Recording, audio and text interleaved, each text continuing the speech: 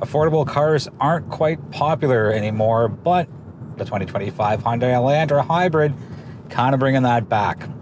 So we're with the carryover model for the 2025 Hyundai Elantra Hybrid, and tons of value here. There's only one trim, which is the luxury hybrid. So let's get some baseline numbers, perks, quirks, irks, pricing and competition, same as usual, and that should wrap us up. So under the hood, a 1.6 liter four-cylinder engine, 139 combined horsepower, 195 combined pound-feet of torque.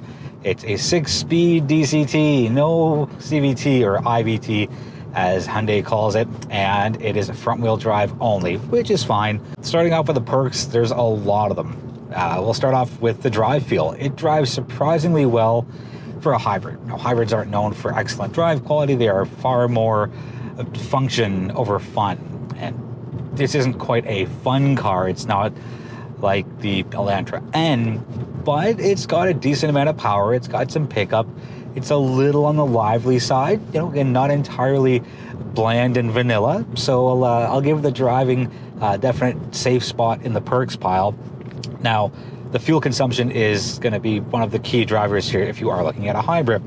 This comes in at 4.7 liters per 100 kilometers, which is around 50 miles per gallon.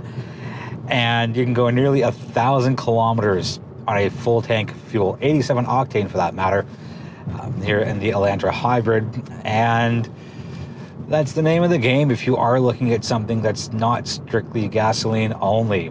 It's a little sad that there's only one trim. I would have liked to have seen just two trims. I don't need a lot, but one, I guess, is better than none. So I'm not sure what's going to happen in the next generation of Elantra, whether there'll still be a hybrid, because Hyundai/Kia/Genesis are going very heavy on the EV side of things.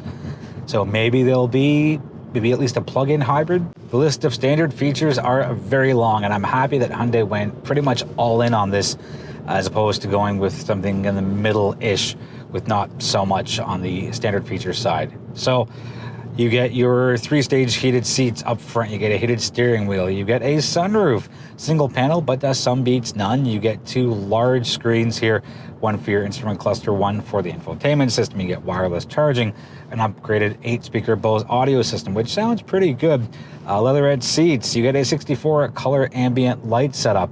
So Hyundai's really gone value heavy here on this one and only hybrid trim for the Elantra. So great job there.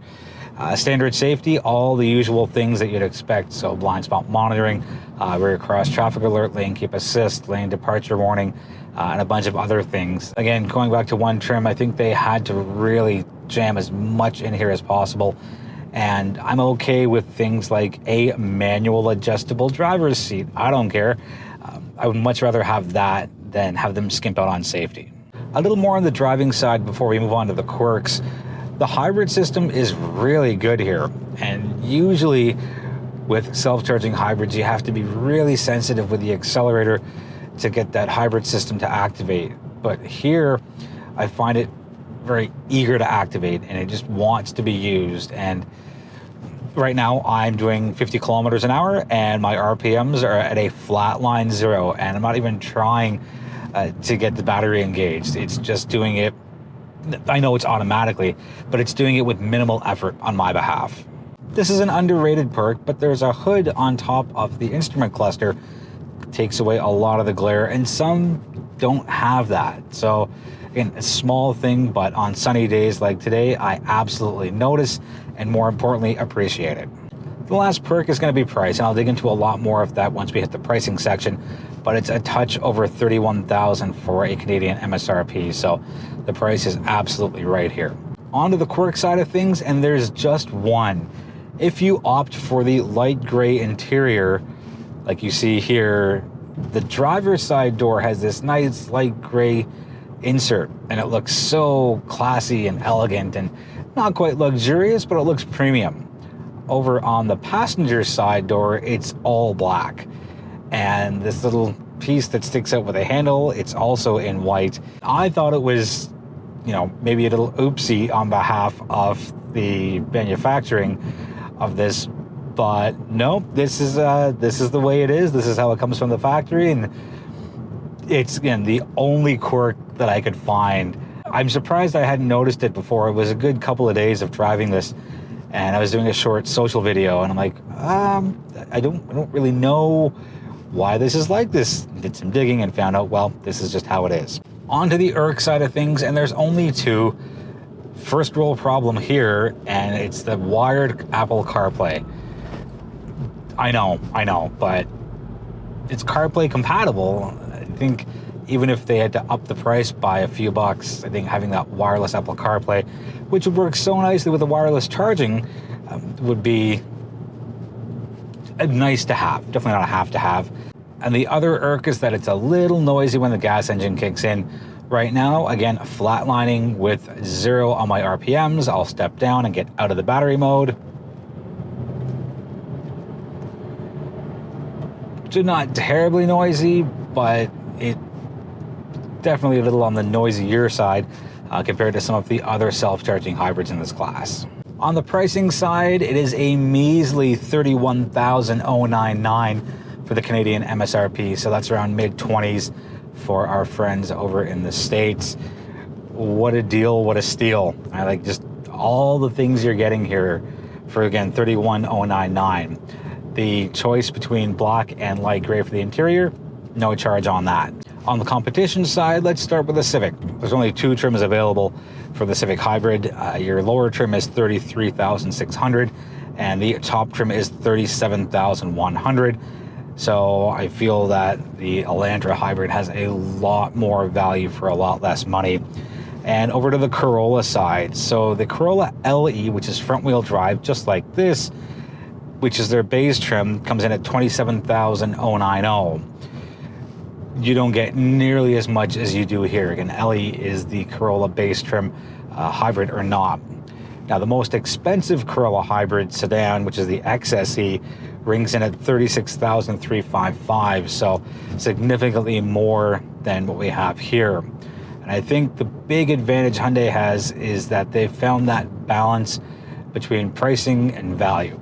And yes, it's only one trim, so you're getting not quite the best of everything because there are still a few things missing, right? You don't have that power driver's seat. You don't have a power passenger seat.